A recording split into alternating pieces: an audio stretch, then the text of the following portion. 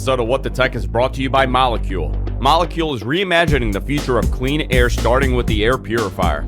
For 10% off your first air purifier, visit molecule.com. That's MOLEKULE.com and enter the promo code Andrew10 at checkout. What the Tech?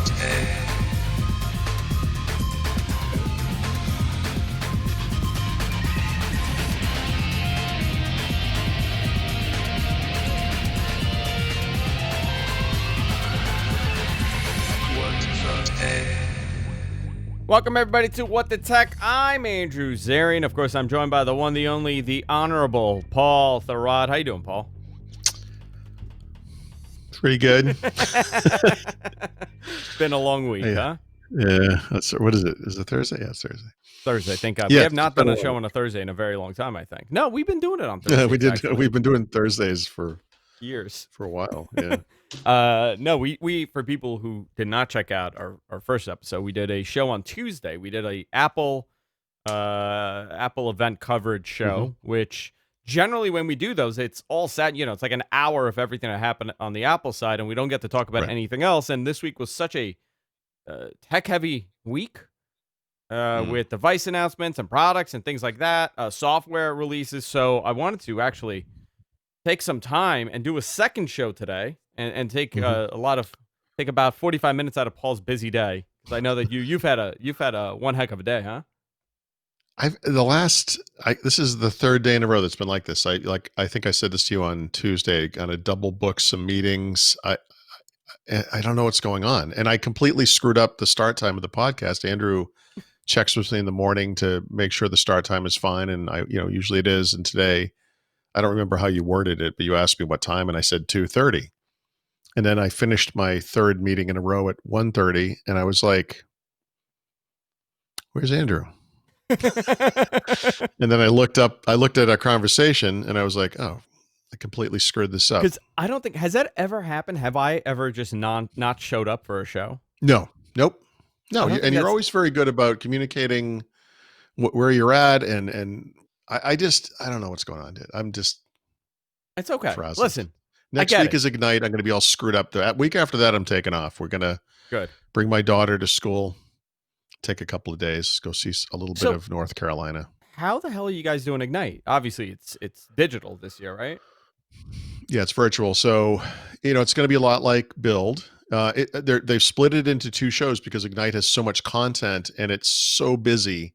They knew they could, Microsoft employees wouldn't be able to do it because they're trying to accommodate different time zones and all the stuff. And so I would say the main parts of the show, I think, are Monday, Tuesday, or maybe Tuesday, Wednesday. I don't remember. I'm actually going to be, and Mary Jo and I are both going to be in two kind of post-show wrap-up things or whatever. Oh, no, wait.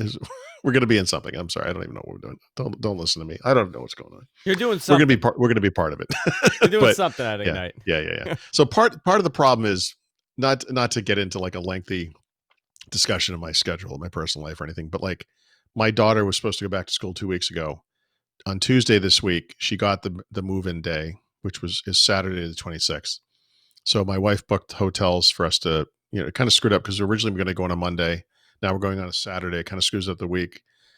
So she booked, we would leave on Friday, stay in a hotel Friday night, move her in on Saturday, and we'd spend the better part of the next week actually in this case, it was going to be North Carolina and Virginia for some reason, but talking to these guys from Microsoft today, and I'm like, what time? I'm looking at the calendar to see when this thing's on, and it's Friday at noon.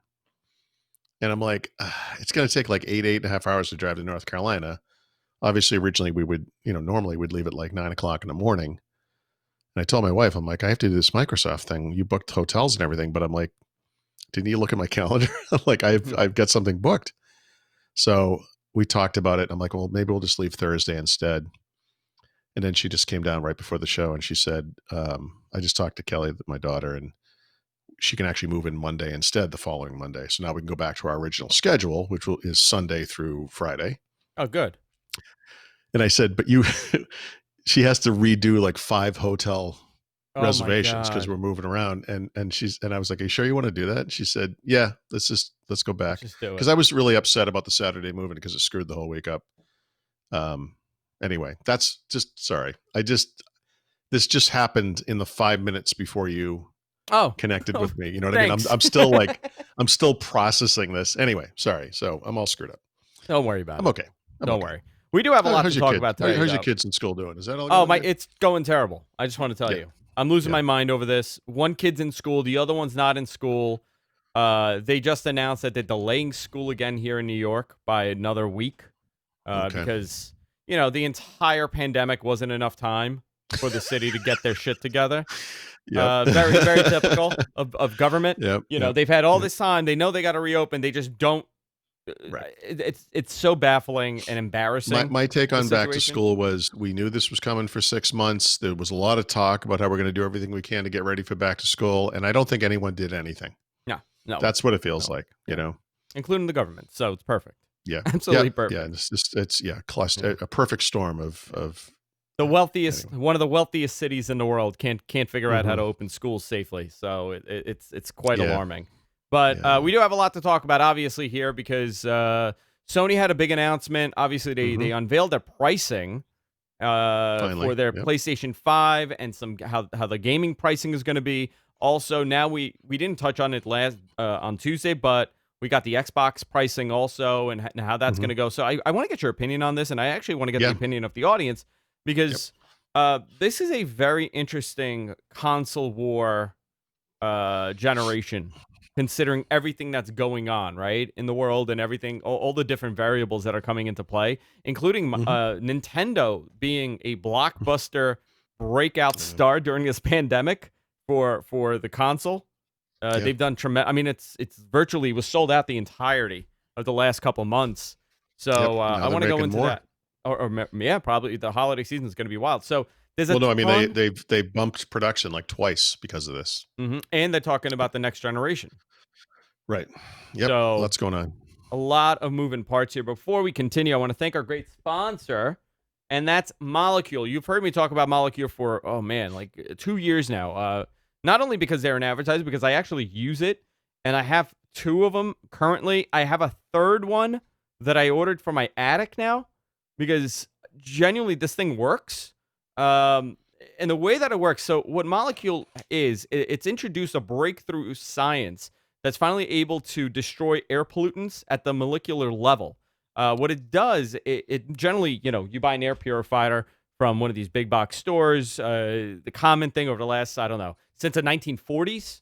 Yeah, since the 1940s has been the HEPA filter, which everybody's heard of, the HEPA filter. And people are calling me as I'm doing this live read, which is great. Maybe they want to buy a Molecule. I think that's what it is. But what's the problem with the HEPA filter is that it's outdated. It doesn't. It only collects large pollutants, but the small things like mold, viruses, bacteria, volatile organic chemicals slip right through.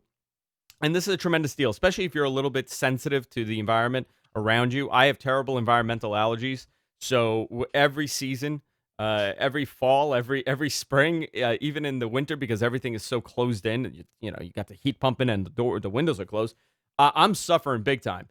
Since I put the Molecule, I have one in my living room, one in my bedroom. I have a small one in my bedroom, and now I'm putting another large one in my attic because I've been moving the big one up there to clear up the air a little bit. Night and day.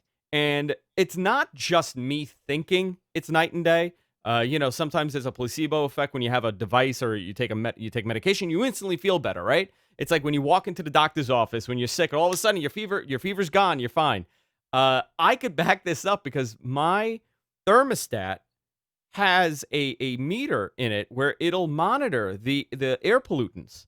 So the volatile air composition, the CO2 in the air, I'm able to monitor this, and it actually tells me sometimes open a window on my thermostat, which is awesome. When I put this thing in and I run it, it clears up the air tremendously, and I could actually see based to the level, of what the volatile level is for the chemicals in the air. If I, depending if you using cleaning products or you spray, like Febreze, for example, not that great for you to inhale. Who would have known?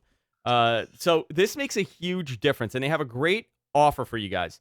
For 10% off your first air purifier, go to molecule.com. That's MOLEKULE.com, and you enter the promo code Andrew. That's MOLEKULE.com. malikiel.com. Enter the promo code Andrew. I think Bob in our chat room, he bought 2 of them because he has a smoker in his house, and he's told me personally multiple times, night and day for him. I absolutely love this product. If you are in the market for an air purifier, if you are looking for something that'll, essentially eliminate bacteria and viruses from the air, I highly recommend checking this out. That's malikiel.com. Use the offer code Andrew at checkout. Get 10% off your first purchase. I want to thank Malikiel for supporting the show. And by the way, absolutely love these guys. Easy for me to talk about when these guys are great. So, I'm going to touch on this very quickly, okay? Because a lot of people have been asking. I installed, you put in the new install of iOS 14? Yep. So I've been using this, all during the beta. So yeah. Yeah. So let me ask you, when you do an update on your phone, right? This is going to be the old school Windows 95 install in May. It really is, yeah. Do you wipe everything off your phone? No, but I review phones, right? So I get phones in all the time. The one thing I do that's probably very different than most people would do is I always do a clean install. And that requires me to manually install the applications that I want, put them back on the home screen where I want them, turn off notifications as they happen. You make those configuration changes.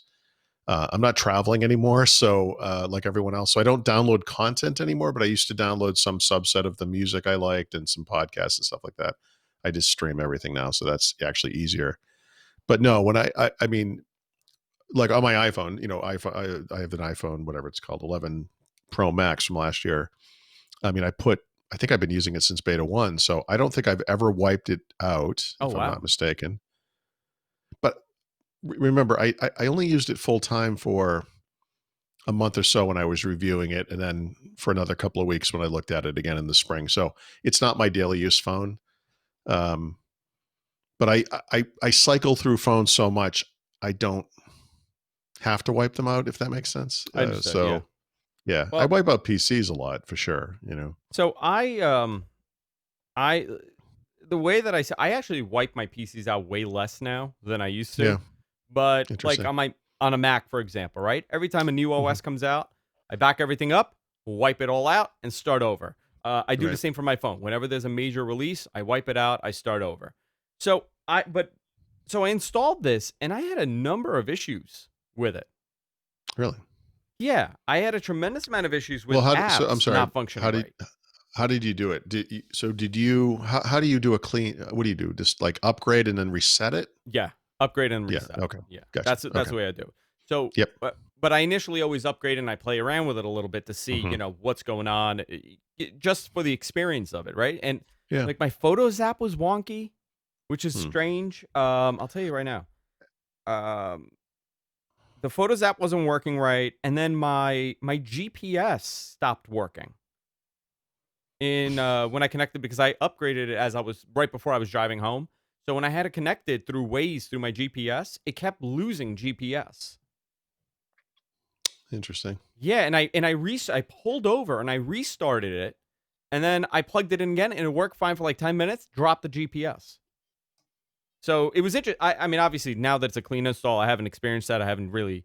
I plugged it in this morning into the GPS and it was fine. But I don't know if it was a fluke or if it was because I did the update, something got wacky. Right. But I got to tell you, I like the widgets. I have it right here. I like how the widgets are. I do too. It's fine. It's a final. It's okay. Now, what we need, of course, is more widgets, right? So all the widgets. All the widgets. So I wrote a thing about that today with regards to Microsoft, but that's true of everything. If you're like a big Google user, you would want a Google Maps widget or whatever, things like that. So that will happen. I mean, there's no doubt. I think developers, like users, kind of ignored widgets when they were stuck over on that, whatever that feed was called, is still called. They still have it. But now that you can put them in the home screen, this is live tiles again, right? I mean, from Windows Phone. I mean, this is an opportunity to have nice at-a-glance information, your schedule, the couple of incoming emails you haven't looked at yet, the weather, news headlines, whatever it might be. So I think people are going to start experimenting with different layouts, different size widgets in different locations. The way it kind of auto layouts the other icons around them is kind of interesting. I think it looks great. I really like it. Is there any feature that they added that you saw and you said, "Wow, okay, this was necessary"? Well, the widgets thing. I mean, the one thing they haven't done is let you put icons anywhere arbitrarily, right? Like you can in Android. And one of the things I'd really like to see them, someone add, and I know it's possible, but I mean, hopefully Apple will allow it in the store, is just a transparent widget. And so you can put them all. You could put them. You could put a big one at the top and move all your icons down at the bottom. So when you're using the phone one handed, all the icons are right there. Yeah. I would love to lay out my home screen like I do on Android, on iOS. I would love that. And then it's not done very well, but the other big one is it's kind of like a pseudo all apps screen. I can't remember what they call it, but if you swipe all the way over to the right, The apps library. the apps library, right? So it's kind of goofy because by default, and you can't change it, but it separates them into groups like suggestions, recently added utilities. Instead of just an alphabetical list, if you pull down on it, you'll get the alphabetical list of all your apps. And so it's a little bit like the all apps screen in Android, which is a crucial interface. Yeah. And what that means now is that you can hide icons, so you no longer have to have all of your apps on the home screen. So it kind of makes it more like Android. I always preferred the way Android did it. The home screens were for the apps you use all the time. All apps is for all of your apps. Yeah, and honestly, that's it's so interesting, right? Because that's such a small thing, but it's not. It's such a gigantic Oh no, feature, it's especially if you're coming humongous. from the Android side, because I don't need to Yeah, have, like there are certain apps that I have here that I have because just I yeah. used it a You couple need them times. sometimes. Sometimes. Well, for example, like let's on Android. I'm sorry. Well, on Android it would be Google Pay, but on Apple it's Apple Pay, right? Or Wallet or whatever. Like this is an icon you don't need sitting on your home screen usually, right? I mean, some people might use them for cards and things for stores and whatever, but for the most part, when you walk into a store and you want to pay for something, you put your phone over the NFC device, it pops up automatically. The icon is just wasting space, unless you use it for other things. Yeah. That's an icon I don't need on my home screen because it will just come up when I need it. So Android makes it very easy to hide that. Now it's not easy, but you can hide it if you want to in iOS. And it's not perfect, but it's way better than it was before. Yeah. So, anything quick on the Apple side that we missed or Yeah. did not talk about that we want to touch on before we go into everything else? I just wanted to mention it's not so much new to, like something we forgot, but since the event, I'm trying to remember when we talked. We talked right after the event, right? So that night, I asked my wife, who is a writer as well, but she writes about health and nutrition and wellness and things like that. I said, look, I know this is goofy. I want you to watch the part of the Apple presentation about Apple Watch and about Fitness Plus. And I've talked about this. I talked about this before on First Ring Daily, and I wrote about it. But I in the process of doing this and getting her reaction to Apple, by the way, is hilarious because she can't stand Apple, but her reaction to the product and to the service were both very positive. And I this week since that have canceled my pre-order of a Fitbit Sense, which is the new high-end smartwatch, Yeah. and I ordered an Apple Watch. Really? Yeah, Interesting. and I just realized What was the something. driving factor? Was it the fitness? Yeah, that's all I care about, right? So I'm not interested in getting deeper into the Apple ecosystem. One of the biggest problems I have with this thing is the Apple centricity of it, right? But I'm always going to have an iPhone, so I'll always have something I can sync it with or whatever it does, and I can configure it. That's fine. Like it's always there. It's not a problem. I don't like the fact that I'm probably going to have to charge it every single day, but I will put the charger in the bathroom, and when I shave and shower and stuff, that's when I'll charge it. And that hopefully will be enough time. I don't know. But yeah, the way I said it to my wife, not that I was trying to sell her on me buying it per se, but she was kind of asking like, how does this compare to other things that are out in the world? And I said, if you consider all of the other stuff out there, there are different Fitbits, there's Garmin devices, there's this thing I'm testing, the Amazon thing. The Apple Watch is a superset of all of it, and I think we talked about this Tuesday. I mean, I go to the gym like basically every day, 6 days a week. I go. I still struggle with certain, like, if I spend an hour at a gym, I don't spend an hour. It's an hour door to door, so it's really like 40 minutes or 45 minutes. But that's good. And I go for a walk Yeah. in the morning with the dog, and that's good. But then I sit on my ass like the entire rest of the day. you know, I know that Fitbit has things built in. They just never seem to work for me. I have huge problems with this device, its reliability. I just want something that works, and I'll try it. If it doesn't work for me, I'll just return it. I mean, I want to be open-eyed about it, but and maybe I'll go with the Fitbit again. We'll see. But I just want I am so impressed with what they're doing with regards to fitness and health. I just feel it would be irresponsible not to at least give it a shot. Yeah, You know? I like we spoke about. I'm very much I'm not that I'm sold on this, but I mean, I always thought the device was good. It just didn't have a place for me. Yeah. Because I'm not big on Well, wearing a watch every day, and then when I do, I actually wear an actual watch. Andrew, neither am Yeah. I, but I'm Yeah, I know, I know, I know, going I know. to, you know, But here's the other problem, uh, okay? So this thing is not cheap. This Apple Watch. it's When you break it it's down, right? not, but yeah. Like I'm looking at here, they have different options with the bands Mhm, already. So gold stainless steel mhm. case with leather link, $749. Yeah, yeah, but look, the one I bought was 440 maybe, because I had to get the bigger size, so it's like $30 more. It's really $400, right? And you have a choice of bands. Predictably, I don't know if we talked about this, but they have a measure thing. They have that solo band, so it's like it doesn't have a clasp. And I got to Beats are say, rubber. not having a clasp is a huge advantage on a device that has to be charged every day, because frigging around with a clasp and getting it exactly right into a charger is a big pain. The Apple charger, at least, is very smart. It kind of magnetically connects. It's very fast and easy.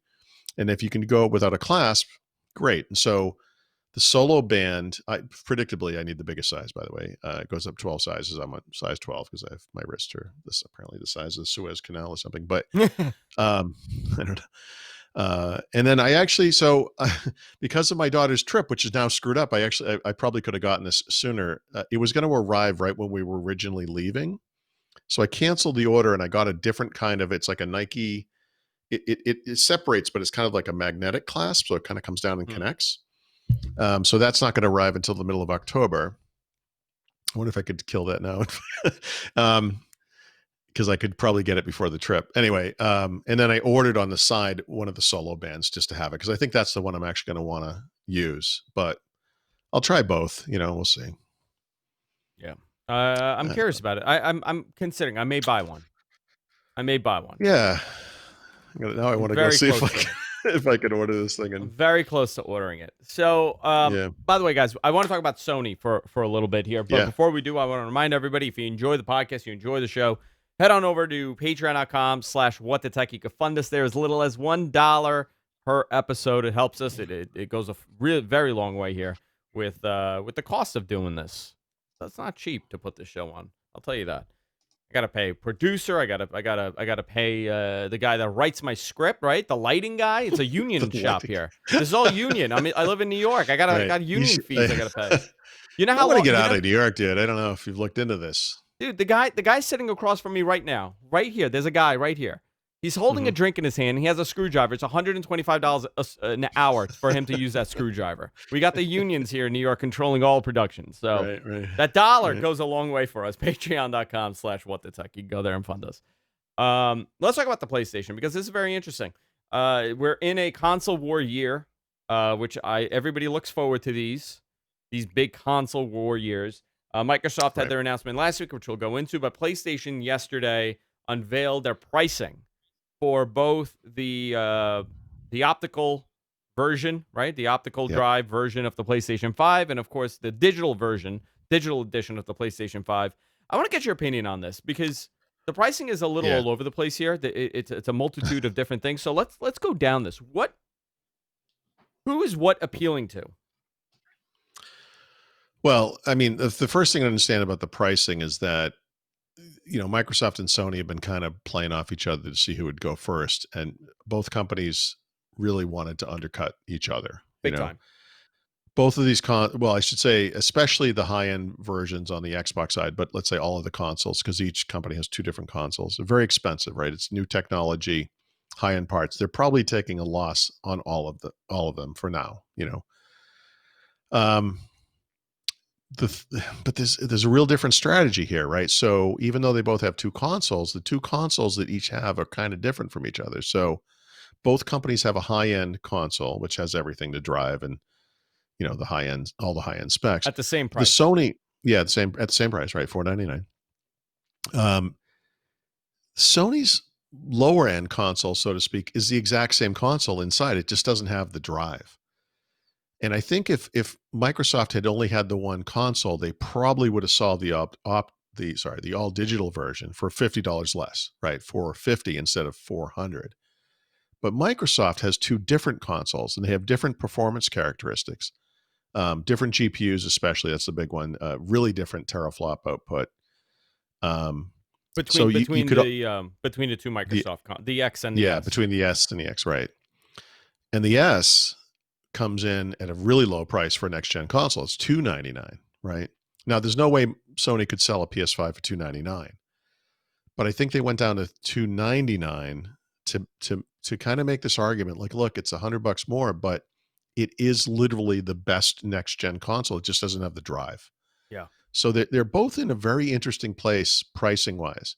If you're on the Sony side and you don't have discs, or if you don't have discs, I don't know what to say to you. I mean, but it's a way to get people to kind of stick with the platform. I never once bought an Xbox One game disc the entire generation. Really? So here we are. I want to say it's 6 years later. All my purchases have been digital. And the nice thing about that is that stuff goes forward automatically.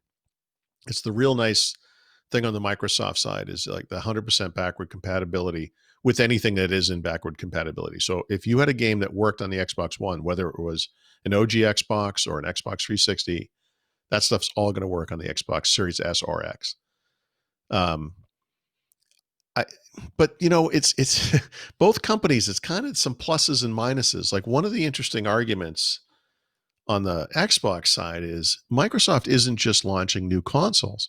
Microsoft this past week, launched Xbox game streaming as part of Xbox Game Pass Ultimate, right? Okay, so that's a big deal, right?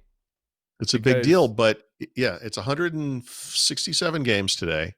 There's going to be another 50 plus games coming from EA Play, which you'll also get as part of that subscription. It works across Xbox consoles. It works on Android. In the future, we think it's going to work on Windows. It's going to work on everything. But this year, they're going console and mobile.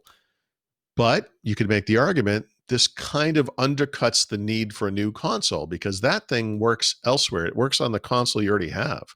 So instead of spending $300 or $500 on a console this year, you could spend $15 a month. Well, yeah, and here, get the games. It's actually very interesting, right? Because they have three different plans. One is a console plan at $9. One is a PC plan. But if you want to have both, you have access over 100 games. It's both and game streaming. But it adds this this other library. Yeah, Android, mobile, Android as well. Right. Now, and this kind of blurs the things a bit, and it blurs things in addition to another weird issue on the Microsoft side, which is that Microsoft doesn't have any true console exclusives. Their exclusives are exclusive to Xbox, and that means they're going to work across console generations. And in many cases, they're going to work on the PC as well. Now, I happen to think that's a benefit, but some people don't. And one of the arguments that Sony makes is like, you want the next gen games, you get them on the next gen console. And by the way, another difference on that note, now that I'm thinking about it, is at least Sony's games. I don't know how they can control this across the industry, but Sony's games, so all the Sony studio games for PS5 are going to be $70. One of the things that came out probably a month or so ago was Xbox head Phil Spencer basically openly asked the game industry not to price games at $70. He didn't want it to be more expensive to go next gen. And there are some exceptions to this, but most Xbox Series, whatever, I wish we had a better name for this generation, but it sucks. It's stupid. Yeah. Whatever this generation is, the new generation of Xbox console games are going to be $60, not $70. So, there'll be some that aren't, but Microsoft's games will be $60. So you got all these different floating pieces, like on both sides. You could make a great case for going Xbox, and that's the decision I've made. But whatever. I'm a longtime Microsoft guy, but and you can make. There's a great reason to choose Sony as well. So, it's just two different. I don't know if they're ideologies or whatever, but two different ways of doing things, and they're similar, but they're both very different in many ways too. Well, here's the thing, right? It's there's multiple reasons why you would want an optical drive. Do you want a 4K Blu-ray player? Yeah, It depends on how you use the console. Where are you going to put it? I happened. I mean, like I've been working at home for a long time, but I don't ever go out to a living room and sit on my couch and play video games. Like I turned 45 degrees this way and I play video games on a different screen. My thing's in here. So having an optical drive in my office doesn't mean anything. But in your living room. Well, so the one thing I'd say, and people talk about like the multi-purpose functionality of a console. In addition to playing games, you can have, Netflix and Hulu apps and all those apps on the console. You can have the optical drive and play movies that way and all that. And yeah, that's true. But firing up, like, we don't know what the power profile of these things is. I've actually asked Microsoft this question, and what they told me was they don't announce that data until some number of weeks after the launch. But these things are going to consume a lot of power. Tremendous. And I'm talking, you're going to turn it on and your lights are going to dim for a second. So that's not necessarily the best way to run Netflix. Netflix works on a $30 Fire TV stick or, a Roku, whatever. And those things work fine and they don't generate any heat. They don't draw a lot of power.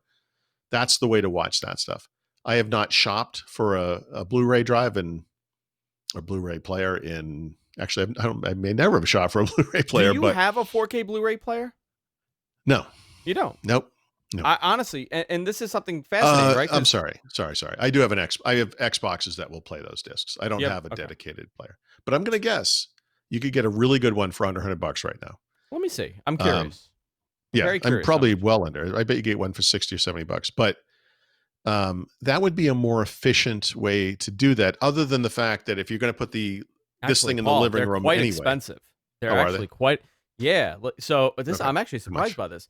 So on Amazon, Amazon Choice, Sony 4K Blu-ray player with 4K HDR, Dolby Vision, $256. All right. So I'm surprised by that, but I'll just say, look, is there someone in the audience today who's like, I never bought a Blu-ray player. I think I'm going to buy one this year. Like, I think if you've decided to get a Blu-ray player, you have one, right? So I think the one advantage of the console over these other things is that if you are going to put it in the living room, you are going to play video games, you are going to watch video streaming services, and you are going to play Blu-ray and maybe DVD movies. Yeah, having one device that does all that, one input. Yeah, I get that. I mean, will be a big no doubt about it. But you're still firing up a battleship to do something that could be done less expensively elsewhere. That's I just maybe a little complexity is. So the argument that I've heard about having the physical optical drive within versus the digital version, I think for Sony it's a very different discussion than Microsoft, to be honest.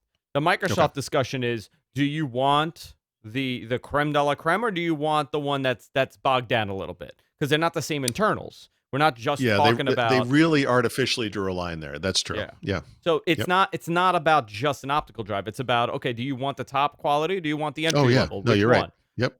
Do you want leather or leatherine? Leather. Yeah, no, it's vinyl. I think it's vinyl with the fake leather-esque. stitching. Leather-esque.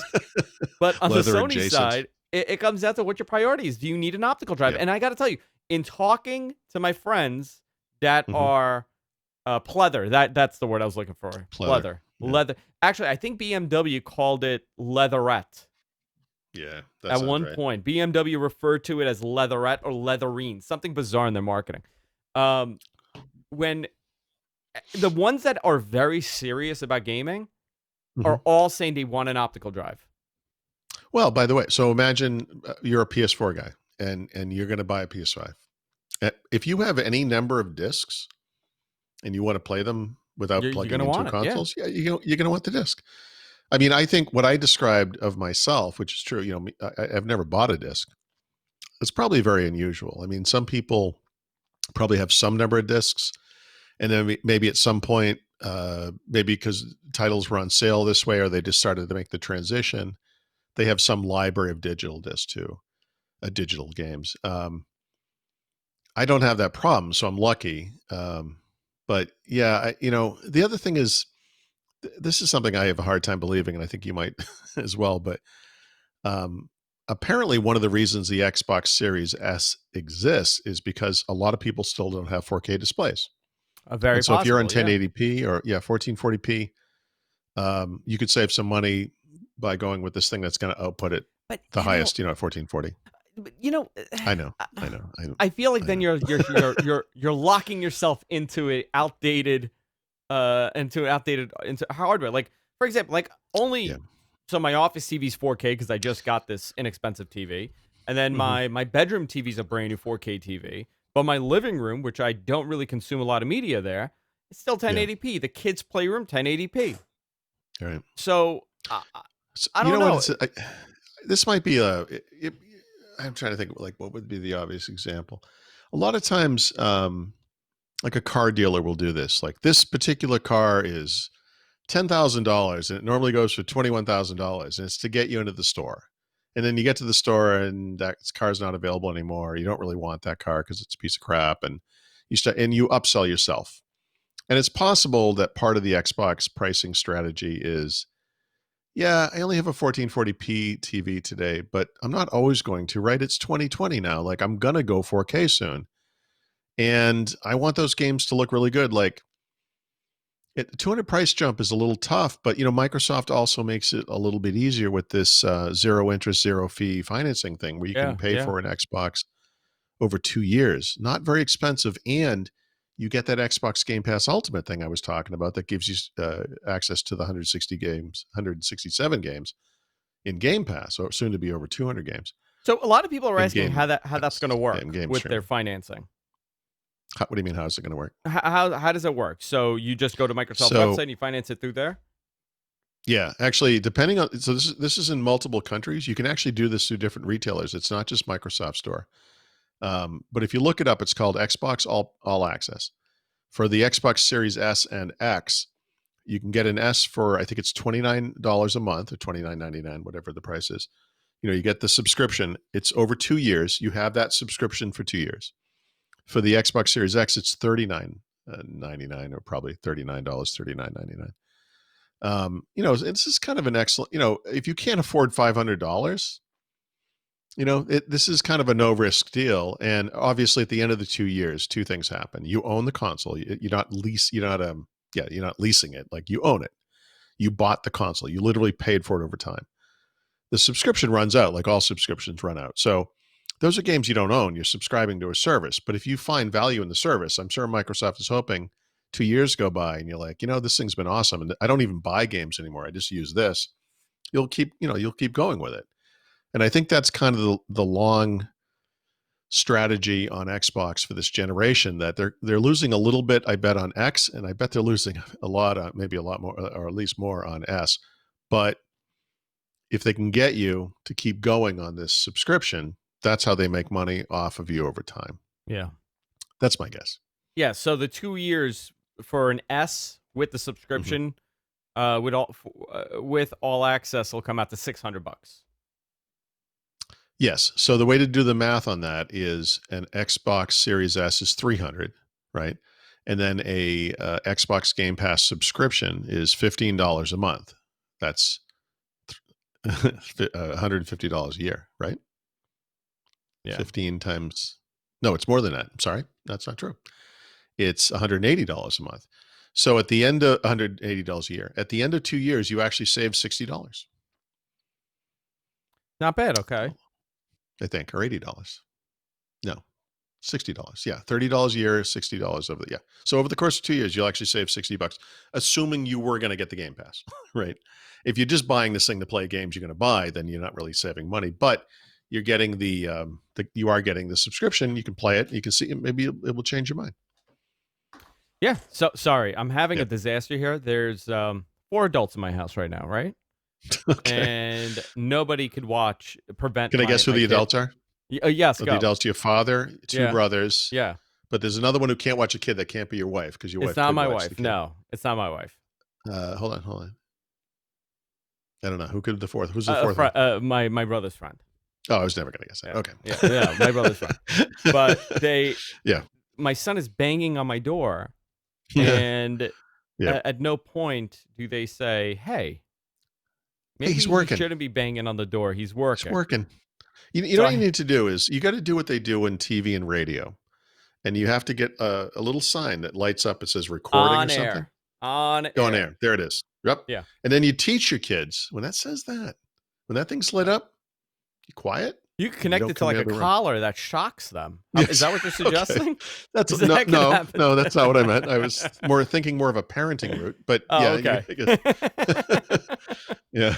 No, I wasn't thinking. I No? wasn't thinking of Okay. shock. I mean, we went down a very different path here. No, Yeah. listen, I'm excited for both. I'm I always tend to buy an Xbox, you know? Yeah. Yeah. Not because I dislike Sony, because I tend to buy an Xbox. My brother, however, tends to buy Sony. So we were talking about it Yeah. this morning, and he was telling me, he's like, "No, I'm gonna go with the PlayStation." I said, "Why?" Yeah. And he gave me a bunch of reasons, but there really weren't any reasons like that would be for me. I mean, if you're a PlayStation guy, you've got that backlog of games and stuff. I mean, of course, there's nothing wrong. I think the Sony looks awesome. I mean, one of the problems I always had with the PlayStations was that stupid little controller that kind of dug into your palms when you were using it. Like Wait a minute, the new controller. You didn't like the Oh, I hate, PlayStation dude. controller? Come on, I've got gorilla mitts. The PlayStation. The Xbox controller is perfect. You know that's So like unanimously accepted as one of the greatest controllers ever made. Yeah, but you know that also that the Ford Explorer, the Ford Escape, no, the Ford, damn it, screwed that one up. The Ford Escort was once the best-selling car in the world. That doesn't mean anything. People have small hands. Good for them. I'm just saying, as a big guy, I need a real controller. So I look at the Sony controller. I'm like, yes, finally. And by the way, I basically just play Call of Duty. So you could make the argument I should just be on PlayStation because they get everything first. In fact, as of tomorrow, if I was on PlayStation, I could be playing the next Call of Duty because You I'm could a be. lower class Xbox citizen. I won't be doing it until sometime in October. So here's a question for you. Sony is saying that they're going to be producing 11 million of these coming this holiday Yep. season. Yeah. They were expected to do 15 million. However, there was a production issue with those new chips, the custom chips that they're using. What's the Xbox projected production run? So Microsoft never projects that Oh, anymore, great. and they don't talk unit sales. I mean, I will do you say, expect it to be in the same vicinity? I guess the way I'd say it is this: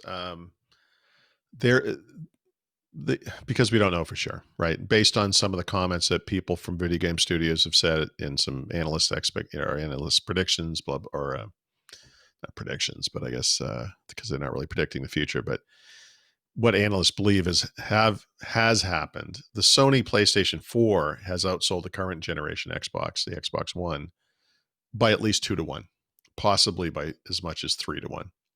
And we actually know because Sony provides figures for sell-through to consumers, which is a really unusual thing. Apple does the same thing, by the way, but a lot of companies talk about units shipped into the marketplace, which doesn't mean people bought them yet. But Sony actually explains how many people bought this thing. And we know that what was the figure for the latest one, 120 million or something? I think they sold 100. I believe it was 120 million. The previous gen consoles, both Xbox 360 and PlayStation 3, sold 80 something million, somewhere in there. It was kind of almost a tie. So wait, I find that fascinating because the PlayStation 3 was a very it got off slow.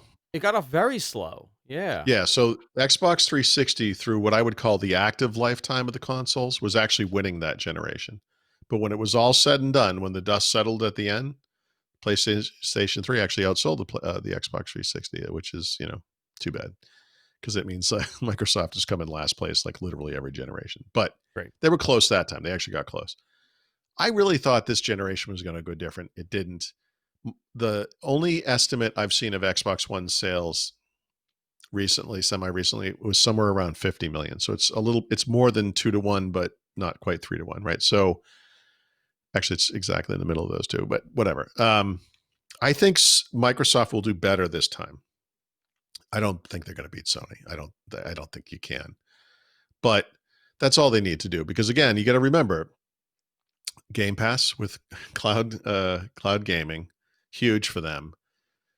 And it's kind of a goofy thing to say, but if they can get more people in the service and fewer people buying these expensive consoles that cost Microsoft money, by the way, because they lose money in each one, honestly, it's better for the business. And what they really want to do is transition people to the cloud as quick as possible. So, yes, they would like to compete. And I think the aggressive pricing on the Xbox Series S in particular is going to help a little bit, or help, I should say help.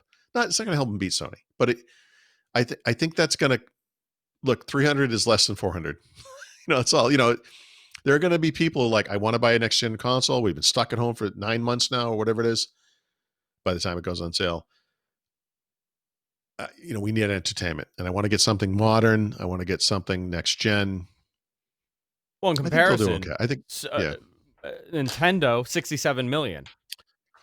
Yeah. From June to today, they sold about 6.5 million. They'll probably hit about 80 million. They have raised their production twice since August, and their estimates for the year. So yeah, the Switch is, I don't think they're going to beat the PlayStation 4, but they're going to be a strong second. And you got to remember, they came into the game much later than the PlayStation 4 too. And so they'll be current gen Switch sales for the next couple of years. And of course, they're probably going 4K next year. But Nintendo's always been kind of quirky. They've had some off generations where things didn't go well, like the Wii U. And then they've had generations where things have gone blockbuster, like the original Wii and the Switch, right? So yeah. I think Nintendo will always be out there floating around doting their thing. I bet these companies are betting on the stimulus bill passing, huh? Yeah. By the way, you get a lot of those checks are going to go toward next gen consoles. They're going to go toward new iPhones and Apple Watches. And in some cases, of course, laptops. Trickle down economics, Paul. Reagan was right. Reagan was right. Said that. You know what? 30-something years later, Sony, ding, this was the moment for them, and Microsoft. To be clear, I think Reagan was not right. I don't want everyone to know we were joking about that. Nothing's a joke anymore, Paul. Paul's not joking. I'm going to tell you, Paul is not joking. Thurrott, trickle down economics works. Look at the Thurrott, a known conservative nut job, said on a recent podcast. Yeah, Northeastern elite. Yes, exactly. So I don't know. I think it's Northeast. I guess I can. I guess you are. Yeah, you're always in Northeastern a-hole. Yeah, it's perfect. Yeah. Listen, I think both consoles are going to do well. This is just another evolutionary step in what they're doing, but you're absolutely right. The goal here is to eliminate hardware and just go cloud. That's the end goal of this. Yep. Losing money on these very expensive pieces of hardware every single year they produce this. It's not a model that works. I understand why they do it, but it's not the best model. They've tried. I mean, there have been Microsoft doesn't like to talk about this stuff publicly, but they've tried different ways to make it work, right? In the past, one of the things Microsoft used to talk about, and this was an implicit conversation about making consoles make sense, was I think they called it, was it sell-through? The idea was that you look at console owners and you say, how many games per console did those guys buy? And if they bought 5 or more, depending on the price of the console and where we were in the generation, that thing broke even or started to make money because Microsoft gets a little slice of the money from each game because of the licensing and all that stuff. Yeah, the vacuum bag subscription model, right? One of my friends, his dad was literally a door-to-door vacuum salesman growing up when we were kids, and they would essentially give the vacuums. Yeah, I know it doesn't exist. You're literally describing razor blades and razors. Yes, but with vacuum cleaners. Yeah. That's it is razor blades and razors, but that's what they did. It was subscription. Yeah, so the modern version of that is this Game Pass thing, right? So we just talked about the Xbox All Access thing, and how if you had paid for Xbox Game Pass over 2 years, you would have paid, I think we said $60 more than if you got it as part of the subscription with the console. But subscription services, like the margins of those are crazy because there isn't a lot, there's upfront costs, obviously like bringing the service online and everything, but it's not like you're not making hardware. Like you put hardware out in the world, that thing's sitting there losing value until someone buys it. So if something changes, you could get really screwed. You put expensive components in it, and you get a bunch of them sitting on shelves, and then the manufacturer comes back and says, "Oh, by the way, we dropped the price on that thing by half." You're like, "What? I already made them at the more. I'm not going to make money on those anymore." So it's services make more sense than selling game discs or peripherals or whatever the other stuff that Microsoft tried to do in the past. Like this is, it's really the same story, but it's a different, it's a higher, how do I say this? There's like a better chance of success, I think, with this service, assuming that this service makes sense. And I think it does. Again, 167 games, soon to be over 200. It's starting to make sense. And you can play on So anything, essentially. I don't mean like I don't mean like they're literally going to make money. It's guaranteed. I don't mean that, but Listen, and the lineup of games, they're pretty, we're not talking about dinky little games. Right. We're talking, all the Gears of War from 1 through 5. 2 and 3 are missing, which is interesting. I wonder why. Oh, that's weird. 1, 5, and 4. Yeah. Okay. You got, Halo Wars 1, Halo Wars 2. It's a tremendous amount of games on here. The Forza games are all the Microsoft Studio stuff's in there. Yeah. There's a lot of stuff. It's good. It's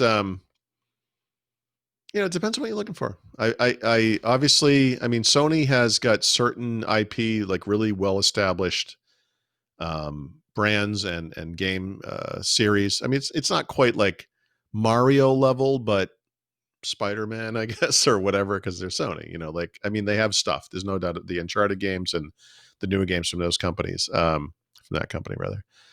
Yeah.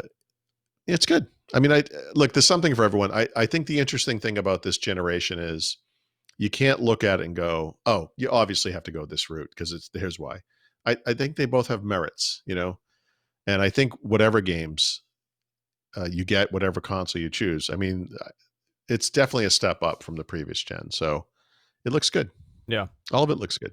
Yeah. Very cool. Very excited for this generation of consoles. I don't know what I'm going to get.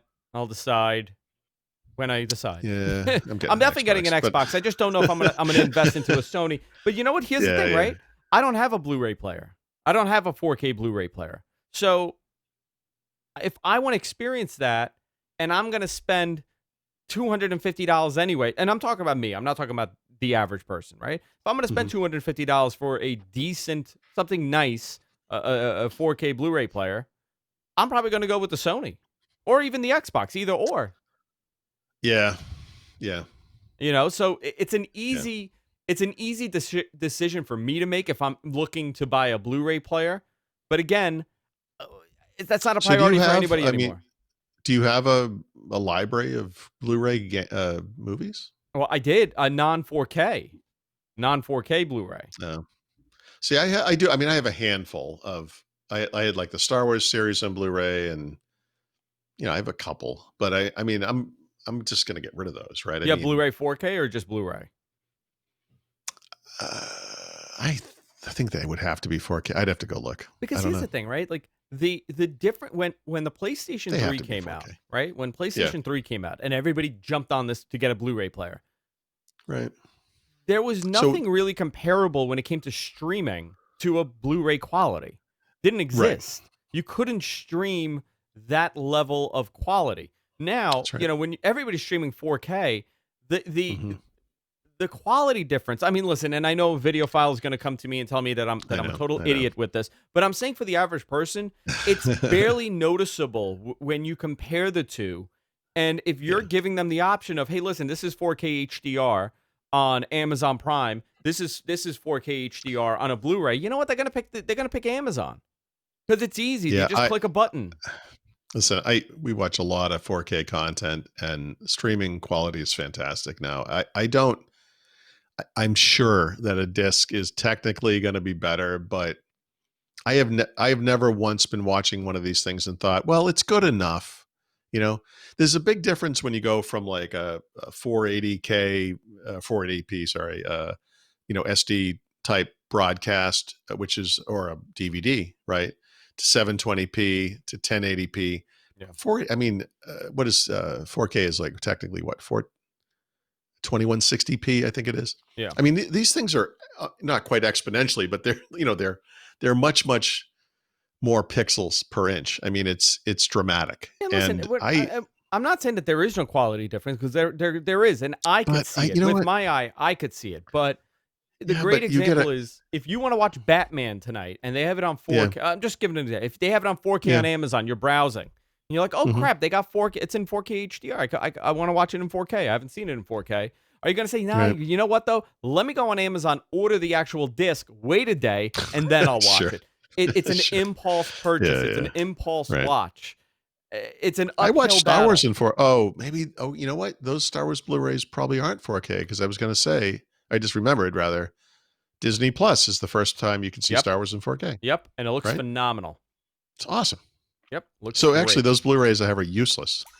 Why do I have those? Um, anyway, I look. Yes, just as there are audiophiles who can hear how Spotify and Apple Music sound terrible compared to their whatever they use. Yeah, there will be video files who have to have the high end equipment and all that stuff, and that's great. But for the other 90 something percent of us, a 4K stream with a decent internet connection. I don't mean like gigabit fiber connection, just an internet connection. It's great. More These than things are enough. It great. works. Yeah, it Yeah. works. I think most people don't even know they're watching in 4K or they're not watching in 4K. Well, that's what you were I'm gonna saying, be the honest. That's the Batman other in thing. 4K thing, and I was thinking to myself, you probably wouldn't even notice that they said that. You wouldn't think that. You would just, I'm going to rent Batman or watch Batman on Amazon, and it probably would just be 4K, and you're watching it, and if anything, your reaction would be like, wow, this looks great. You know what I would Yeah. get 4K for? You know what I would want it for? Game of Thrones. It's getting released this November in 4K. Interesting. I would want to watch Game of Thrones in 4K. You need to see every nipple. Every nipple, every crevice, but you know what? Maybe we Every don't, crack. right? Maybe we don't want to see Oh, it because boy. remember, we're not I talking know. about a movie. We're talking about a TV show. They're going to cut corners Well, every now and then. I mean, that was a pretty high production value. It's not like the first TV broadcast where it went 4K and you were like, yeesh. How about some makeup over there? Or less Yeah. makeup, I guess, Yeah. was the problem because they used to just slap it on like they were in the circus, Yeah, I'm going to tell you, most people have no idea. If you put, I know that this is alarming to a lot of people, right? Like, I didn't understand this concept, but I've done this game with so many people. What is this Yeah. 4K? Is this not 4K? Yep. It's 4K. No, it's not. Is this 1080p? So do you listen to a lot of music? I do. So if you do you subscribe to a music service? I have both Spotify and Apple. Yeah, right. Okay. So if Apple and or Spotify offered an HD version of their service for $5 more a month or whatever it might be, would you get that to get Yes. the HD quality? Yeah. I would. So you would. I would. But I wonder. So I would. Nobody too, would 'cause I'm an notice. idiot. That's what I think. Like, I would you. That's what I wonder. Like, would you notice? I don't know. I mean, do people notice 128 kilobits per second versus 320 kilobits per second? No, I don't think I'd like so. to think I do, but I don't think so. Yeah. I like to think I do, and I think I do. I believe that I do because I'm so you know why? Because I'm in this business to know. I know. Like I could tell, but if you tell, if I played a But this is- 128 kilobit song from the Mumford and Sons for my wife, she's not going to turn around and be like, "That's not a FLAC file." What are you, an asshole playing this Right. piece of The garbage? separation on this is ridiculous. Yeah. It's like the It's what was lost. that wine decision thing from the 1970s? They had a bunch of wine experts from France come and judge wines, and they picked the California wines over the French wines, which was like outrageous to them because the assumption was French wines are always superior, and that has not been the case ever since. I have always sort of viewed not like 64K, but high quality, whatever AAC or whatever we call them, MP4A, whatever file. Look, I love music. I listen to music all the time. Yeah, sometimes I be like, wow, this particular song kind of sounds like crap or whatever. But most of the time, it's like, man, you crank it through like a Sonos system. It's like, this sounds awesome. It sounds awesome. A lot of Van Halen. There's a lot of Van Halen. 96 You know what? kilobits, 64 kilobits. We are pulling over this guy for playing Panama and being awesome in his convertible. You gotta look that episode up. It's excellent. Yeah, it's interesting. A couple things here I wanted to get your opinion on. First of all, you got your Amazon Halo. Yeah. And you did a first impression of this. What do you think? I don't know. So I just got it yesterday. So I have one night of sleep. I still haven't configured a bunch of the stuff. So two of the things I want to configure is there's the tone thing, which is really interesting because it listens to you talk, and then it gives you warnings when it thinks you're being too aggressive or mean or something. Oh my God. Mine's going to go off all the time. Oh 'cause my that's like- God. I cannot imagine what it's going to be. Yeah. How that would react for you. you were talking about zapping your kids. It's probably going to be like, but I'll be doing a podcast. It'll be like, you know, like, so I guess it impacts the battery life a lot. So I'll probably turn that on just to test it and kind of see what it's like. And then I'll probably never use it again. Oh my But God. the other thing you do is apparently you use your camera to make like a body scan of yourself, basically. And then it as you track your progress with fitness and trying to hopefully losing weight, it kind of gives you advice about what to do or what not to do. And it also, I haven't seen this, but apparently you have a representation of you in the app, like a 3D thing you can kind of twist in space, like a little virtual voodoo doll or something. Mhm. And you can say, well, like, what would I look like if I was 50 pounds less heavy? And it will kind of, you know, shrink you down. And maybe that would give you the motivation, because what it shrinks you down and I look like a 1980s, like Magnum PI. And it's like, yeah, I want to look like that. You know, I don't know. So I just got started. I mean, last night, coincidentally, terribly, unfortunately, I had an awful night of sleep. And I woke up and I was like, man, I slept like crap. It's everyone. I I had woke up 3 at- hours last night. Yeah, My phone told me. terrible. But I looked at Fitbit. Fitbit measures it, and Fitbit's like, yeah, terrible, fair. You know, scores like 70 or something, really low number. And I looked at the Amazon thing, same thing, fair. It's terrible. You know, like you laid down for 8 hours, you slept for 6, you were all over the place for 2 hours, like nightmare. So that's not like necessarily the best night to gauge how it worked, I guess. Although it seemed like it was similar to what the Fitbit had said. Interesting. Yeah, I just don't like. I like to look at stuff though. I want to, you know, I want to see on the like you You have to want a look in the app display. on the phone. Yeah. I want to. Yeah, I like a display. I don't think I'm gonna. I don't think this is a long term thing. So before we wrap it up, I want to get your opinion on the LG Wing. So Yeah. this is weird, right? Like now we're in this bizarre category. Why is Yeah. this device a thing? I don't know. I think like the Surface Duo, LG is trying to throw stuff on the wall and see if it sticks, and it's just different to be different. And I don't know. I guess mean, if you well, are what going to use attend an case? exorcism and need to send text messages, it's nice because it looks like a cross. I don't quite get it. I don't understand it. I'm trying to. It seems like it's a device to be a device, and we're back into that. We saw a lot of this Yeah. when the iPhone came out. When the iPhone originally came out, yeah. and then the next couple of years was a lot of these bizarro devices where they were trying to be different because they couldn't compete on that level. So right now, Yeah. you have, we're in this whole foldable or multi-screened I think foldables. rush. I think foldables are the future. I really do of smartphones. And that's something honestly, like as recently as a month ago, I don't know that I would have come around to that. But after seeing what happened with the second Galaxy Fold, this is it. This is the future. Now, maybe that that device itself is a little tall and thin when it's like a single screen, but it is a full screen device. It's a phone, a little thick, obviously, heavy, but it fits in your pocket. But you open that thing up and you get a second screen. It's like 8 inches. It's awesome, and that is the device that can truly replace two devices. It can replace your phone and it can replace a tablet, and there's value in that. I mean, and there might be people who don't have a tablet because they just use their phone, but we're all getting older, folks. You're going to hit middle age. Your eyes are going to go. Being able to open that thing up so you can read or watch a movie or use maps is huge. I really think that's the future.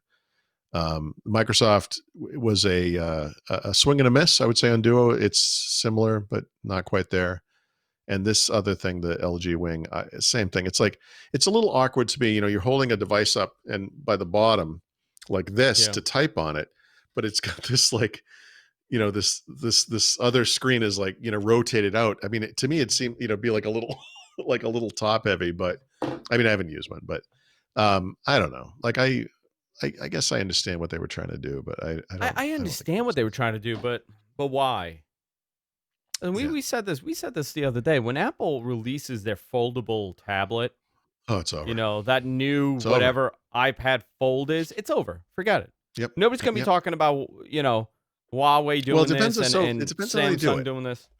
If they do an actual folding iPhone where there's an iPhone on the outside and you open it up and it's an iPad mini, basically, it's over.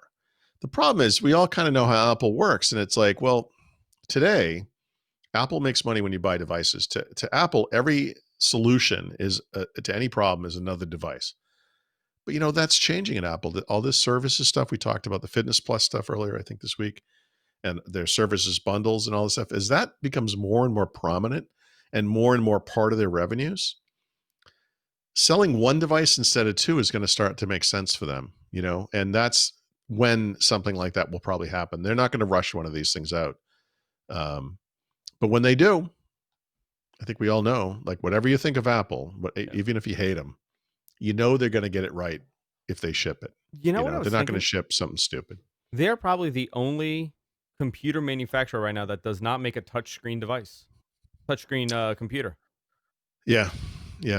Only one. Yeah, because they, again, this is their whole model. They're like, well, you want a touchscreen device? We have an iPad over here you can buy. And they'll do stuff like you can use the iPad as a second screen, and you can write on it with your Apple Pencil, another device you have to buy, and you can do all that. They'll do that for you. But yeah. And so actually, I guess if we ever see a touchscreen Mac, it's going to be for the same reason, because that stuff is just not protecting the device's business is not going to be as important to them anymore.